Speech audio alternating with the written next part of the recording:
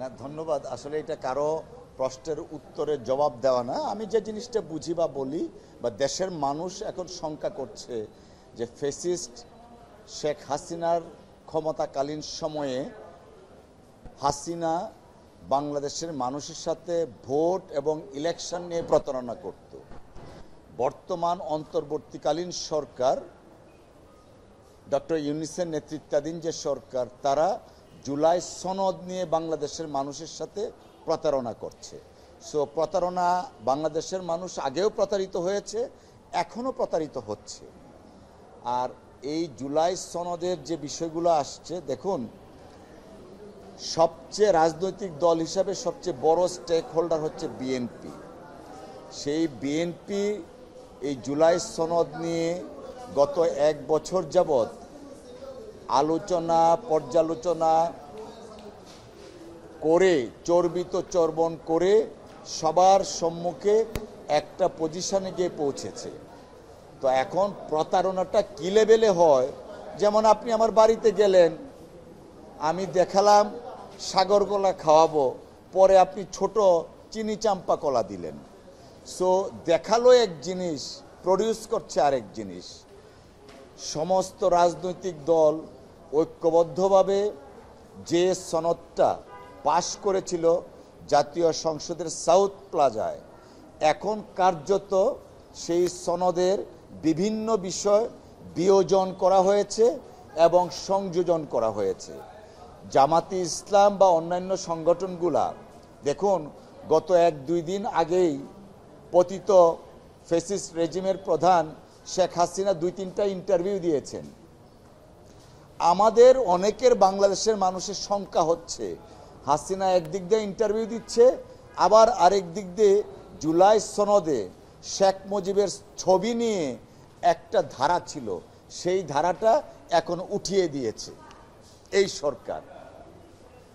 তাই মানুষের মনে শঙ্কা হচ্ছে হাসিনার ইন্টারভিউ এবং জুলাই সনদের এই ধারাটা পরিবর্তন করে দেওয়ার মধ্যে কোনো যুগ সাজস আছে কিনা। থাকার আশঙ্কা এই কারণেই করছে, হাসিনা ভোট নিয়ে প্রতারিত করেছে মানুষকে, এখন ইউনূস সরকার জুলাই সনদ নিয়ে প্রতারিত করছে। বিএনপির অবস্থানটা সুস্পষ্ট। বাংলাদেশ জাতীয়তাবাদী দল বিএনপি সেই 1900 প্রতিষ্ঠার পর থেকে রাষ্ট্র সংস্কারের জন্য কাজ করে যাচ্ছে। তারপরে ফ্যাসিস্ট রেজিমের সময় আমরা 27 দফা দিয়েছিলাম।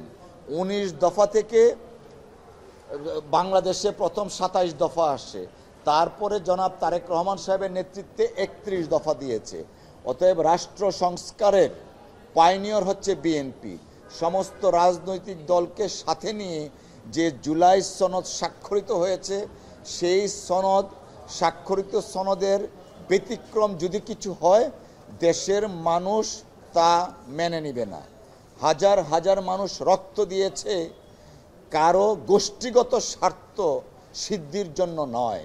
আমার কাছে মনে হয় এই জাতীয় সংসদ নির্বাচন, যে নির্বাচন ফেব্রুয়ারির প্রথম সপ্তাহে বা দ্বিতীয় সপ্তাহে হওয়ার কথা, সেই নির্বাচনকে প্রলম্বিত করার একটা অপচেষ্টা হচ্ছে জুলাই সনদে সংযোজন এবং বিয়োজন করা। আমরা একটা কথা বলবো, বাংলাদেশের মানুষ বহুবার প্রতারিত হয়েছেন, কিন্তু প্রতারকরে বাংলাদেশের মানুষ কোনোদিন ছেড়ে দেয়নি। শেখ হাসিনা তার প্রকৃষ্ট প্রমাণ। বর্তমান সরকার শেখ হাসিনার বিদায়কে স্মরণে রেখে পরবর্তী কার্যক্রম গ্রহণ করবেন, সেটাই জাতি প্রত্যাশা করছে। দেখুন, নির্বাচন এবং সনদ দুইটা ডিফারেন্ট ইস্যু। নির্বাচন না হওয়া পর্যন্ত জুলাই সনদ, কনস্টিটিউশনাল রিফর্ম, রাষ্ট্র মেরামত, রাষ্ট্র সংস্কার কিছুই সম্ভব না। যারা বলে যে সংবিধানের অনুচ্ছেদে অটোমেটিকলি 270 দিনের মধ্যে চলে আসবে, আমি হামলি রিকোয়েস্ট করব, নিজেরা সংবিধানের পাতা না উল্টাতে জানলেও সাংবিধানিক বিশেষজ্ঞ নিয়োগ দেন, নিয়োগ দিয়ে দেখেন বা দেখান জাতিকে কোন আইনে কোন নিয়মে আছে যে অটোমেটিক্যালি সংবিধানের অনুচ্ছেদে চলে আসে। দেখুন, আমাদের প্রাইম অবজেক্টিভ হচ্ছে দেশে একটা নির্বাচন। নির্বাচন না হওয়া পর্যন্ত দেশের স্থিতিশীলতা আসবে না, ফরেন ইনভেস্টমেন্ট আসছে না। আজকে দেশ একটা অস্থিতিশীল পরিস্থিতির মধ্যে আছে, আমরা একটা দুঃসহ অবস্থার মধ্যে আছি। এই দুঃসহ অবস্থা থেকে মুক্তির একমাত্র পথ জনগণের সরকার প্রতিষ্ঠা করা। সংবিধান বলে দিয়েছে রাষ্ট্রের মালিক জনগণ।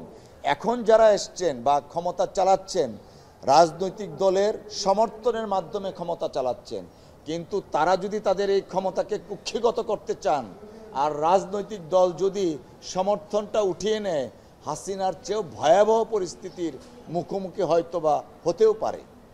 ধন্যবাদ। 4 গুণ শক্তিশালী এনজাইম ও অধিক ফেনা সমৃদ্ধ অরিক সিলভার ওয়াশ মাত্র 70 টাকায়।